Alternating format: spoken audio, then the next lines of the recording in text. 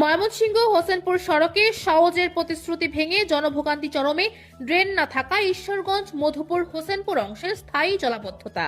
ময়মনসিংহ থেকে মোমিন আক্তারের পাঠানো প্রতিবেদনে শাহরিন শান্তার ডেস্ক রিপোর্ট।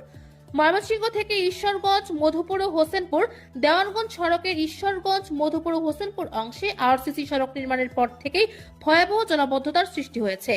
পানি নিষ্কাশনের কোনো কার্যকর ব্যবস্থা না থাকায় দোকানপাট, ব্যবসা প্রতিষ্ঠান ও ঘরবাড়িতে পানি জমে থেকে জনজীবন চরমভাবে বিপর্যস্ত হয়ে পড়েছে।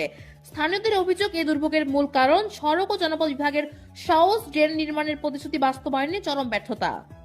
সরেজমিনে গিয়ে দেখা যায় আরসিসি রাস্তা নির্মাণের ফলে সড়কের দুই পাশের স্বাভাবিক প্রবাহ বন্ধ হয়ে গেছে।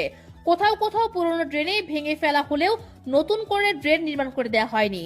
ফলে সামান্য বৃষ্টি হলে সড়ক, বাজার ও আশপাশের বসত বাড়িতে পানি জমে দীর্ঘদিন ধরে জলাবদ্ধতার সৃষ্টি হচ্ছে।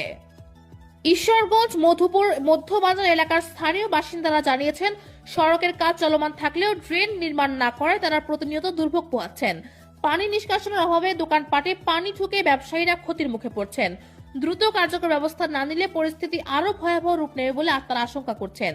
এ বিষয়ে ঈশ্বরগঞ্জ পৌরসভার প্রশাসক সানজিদা রহমানের সঙ্গে মুঠোফোনে যোগাযোগ করা হলে তিনি বলেন, এ বিষয়ে আমার কাছে এখনো কোনো লিখিত অভিযোগ আসেনি।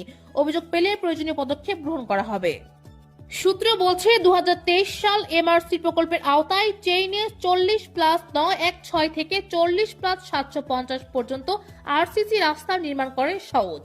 সে সময় দায়িত্বশীল কর্মকর্তারা হোসেনপুর পৌরসভার প্রশাসক ফরিদ আল সোহানকে আশ্বস্ত করেন যে রাস্তার উভয় পাশে আরসিসি ড্রেন নির্মাণ করা হবে।